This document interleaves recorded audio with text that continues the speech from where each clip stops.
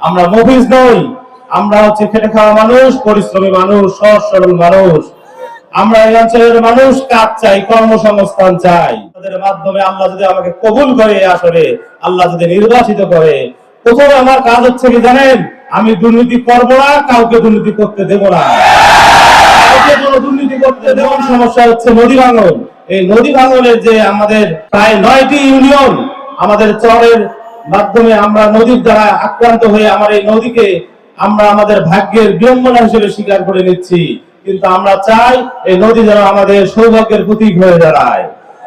উপস্থিতি, আপনারা জানেন যারা এই আসরে নির্বাচিত হয়ে জাতীয় সংসদে গিয়েছে তারা কখনো কোনো বাজেট আপনাদের সামনে উপস্থাপন করে নাই। কোনখানে কোন টাকা বরাদ্দ আছে আপনাদেরকে কেউ জানায় নাই।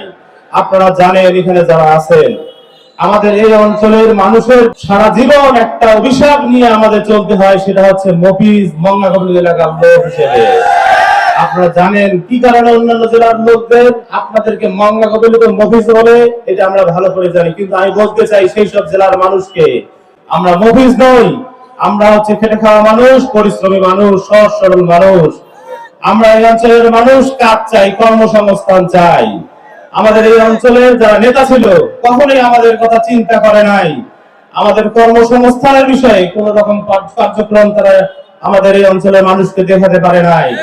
আপনারা জানেন আমাদের যুবক ভাই যারা আছে এখানে, এই যুবক ভাইদের জন্য কোন রকম কোন বরাদ্দ আমি মনে করি না এই অঞ্চলের জন্য, উপজেলার জন্য কোন এমপি মহোদয় রেখেছিলেন। আমাদের জন্য দরকার ছিল আইটি ট্রেনিং সেন্টার, আপনারা জানেন ফিনিশিং ট্রেনিং সেন্টার। আমাদের এই অঞ্চলের যারা যুবক আছে তাদেরকে সরকারি খরচে আমরা বিদেশে যদি পাঠাতে পারতাম, তাদের ভাগ্যের উন্নয়ন হতো, পাশাপাশি আমার এলাকার উন্নয়ন হতো, কিন্তু আমরা সেটা করতে পারি নাই। আপনারা জানেন যারা এই নির্বাচিত সরকারে ছিল এবং যাদের প্রতিনিধি ছিল চলে, তারা এই এলাকার শোষণ করেছে, শাসন করেছে, বিচার সালিশ করেছে, সমস্ত অন্যায় তারা করেছে, চাঁদাবাজি করেছে।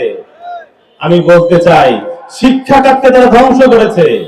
আপনারা জানেন শিক্ষার যে অবস্থা আমাদের এলাকায়, দুর্নীতির মাধ্যমে নিয়োগ যে বাণিজ্য হয়েছিল, এতে আমাদের আধুনিক শিক্ষা উপযুক্ত কোনো শিক্ষা ব্যবস্থা আমার এই অঞ্চলে নাই। আমরা দেখি আমাদের এই অঞ্চল থেকে 2-1টি ছাড়া বড় বড় বিশ্ববিদ্যালয় মেডিকেল কলেজে চান্স পায় না। কেন পায় না প্রশ্ন করবেন কাকে বলেন তো? স্বাস্থ্য সেবা বলেন কোন বড় ডাক্তার আছে হাসপাতালে? কোনো ডাক্তার নাই। কেন ডাক্তার নাই? শুধুমাত্র এমবিবিএস 2-1টি ডাক্তার আছে, বড় ডাক্তারের জন্য আমাকে যেতে হয় রংপুর বা কুড়িগ্রামে। ওষুধের কোনো ব্যবস্থা নাই। আমার যে মা বোন আছে, মা বোনদের জন্য যে একটা নরমাল অপারেশন হয় গর্ভকালীন সময়, সেটা হচ্ছে সিজার অপারেশন। বলেন তো এই আসনে 2টা হসপিটাল সরকারি আছে, কোন সিজারের ব্যবস্থা আছে? কোনোদিনও হয় নাই। কে দেখবে এইসব? দেখার কোনো মানুষ নাই। প্রিয় উপস্থিতি, যোগাযোগ বিচ্ছিন্ন আমার প্রায় 14টা ইউনিয়নের চরাঞ্চল আছে আমার এই অঞ্চলের মধ্যে। তার মধ্যে সবচেয়ে বড় সমস্যা হচ্ছে দুধকর্ম উপরের যে ব্রিজ।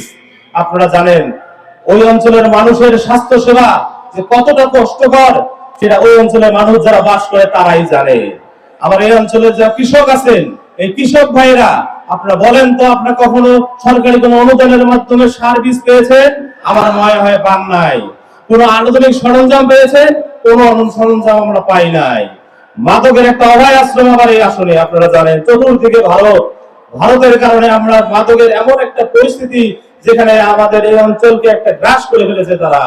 প্রিয় উপস্থিতি, আপনাদের মাধ্যমে আল্লাহ যদি আমাকে কবুল করে, আসলে আল্লাহ যদি নির্বাচিত করে, প্রথমে আমার কাজ হচ্ছে কি জানেন, আমি দুর্নীতি করবো না, কাউকে দুর্নীতি করতে দেব না, কাউকে কোনো দুর্নীতি করতে দেব না।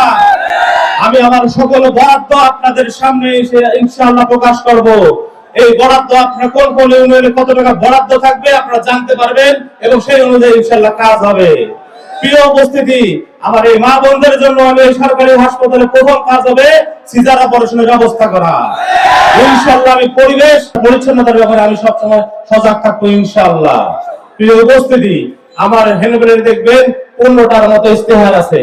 আমি বলতে পারবো না একবারে আপনি সমস্ত কাজ আমি করে দেবো, তবে আমি যেসব ইস্তেহার দিয়েছি আমি জানি এই আসলে এই ইস্তেহারগুলো যদি বাস্তবায়ন হয় তাহলে এই এলাকার মানুষের পরিবর্তন আসবে। আমার এই এলাকার মানুষের সারা বাংলাদেশ যে পার্সেন্টেজ আছে 72% মানুষ এই অঞ্চলের মানুষ দারিদ্র সীমার নিচে বাস করে। এর ভাগ্যের পরিবর্তনের জন্য এই ইস্তেহারগুলো কাজে লাগবে ইনশাআল্লাহ।